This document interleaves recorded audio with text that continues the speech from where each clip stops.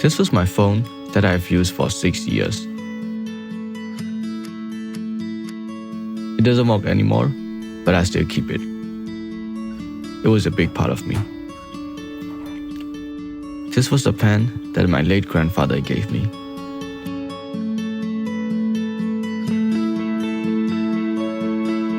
There is a very special story behind it. This was my first ever wallet.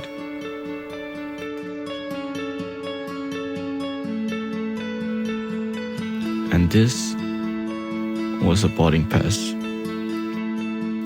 of saying goodbye to home, where I have left behind a huge chapter of my life. I like to keep things as memories, and these items are just to name a few.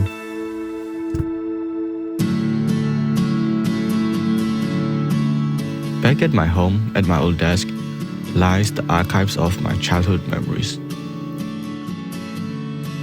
As I open up new chapters of life, I've collected new memories, and I cherish all of them.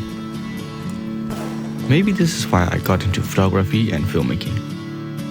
I could capture the memories and store them forever.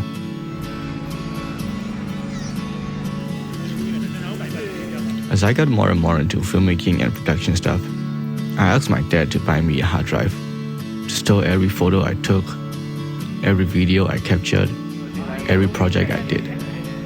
No matter the file size, I kept all of them.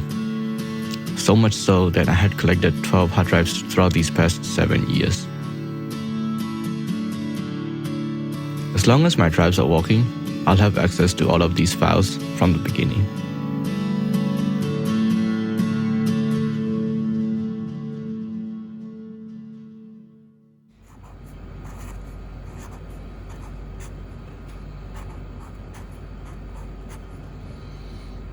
Two years ago, I started journaling.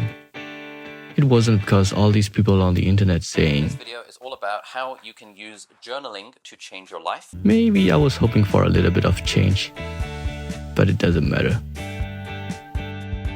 As I wrote here on my very first page, I also wanted to try and write out my experience and my thoughts.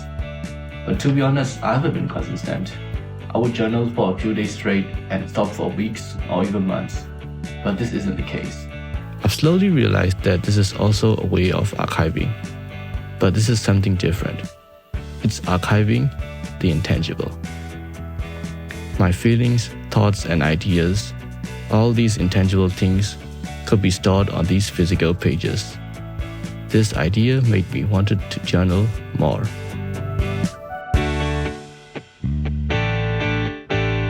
These pages represent who I was on that very specific day. Where I was, what I was doing. This is my personal archive. Some days I would randomly turn to those pages and read. I may not remember that day clearly, but I do remember the feelings from that day just by reading. I don't know how that works, but there's something magical about it. Some days I would stumble upon small pieces of ideas that could get lost in my head, but stayed because I wrote them down.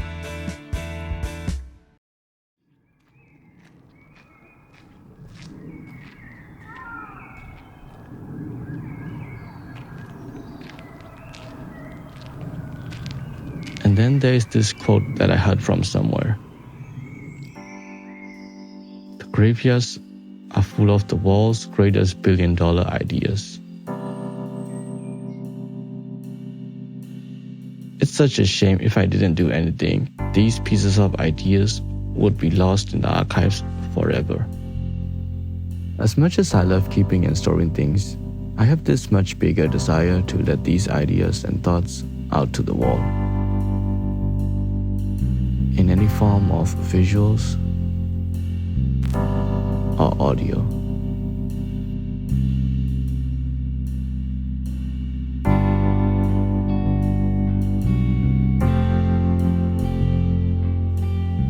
Because this is all I can leave on this planet Earth before I'm gone.